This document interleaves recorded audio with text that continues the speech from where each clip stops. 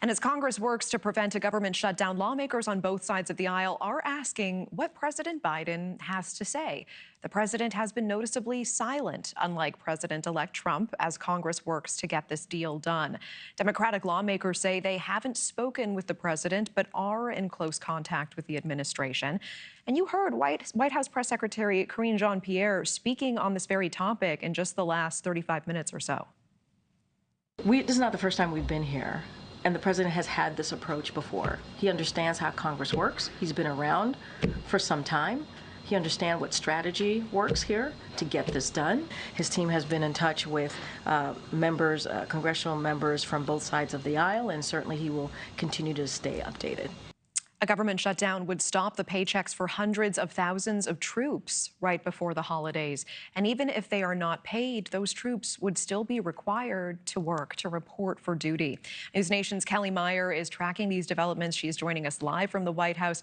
Kellie, what was the vibe in there? What else did the White House have to say?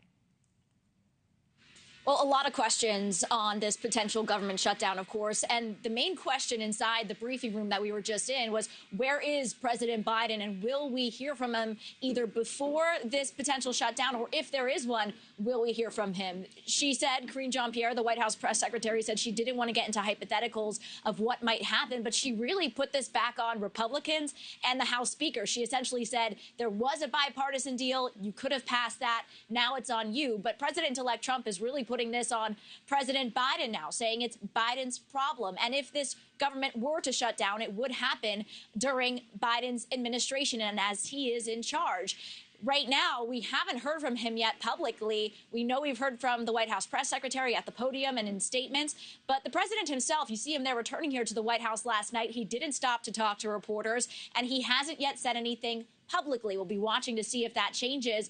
But we did hear from the White House press secretary moments ago that he has spoken to top leaders on Capitol Hill and that his team is talking with those in Congress. Take a listen.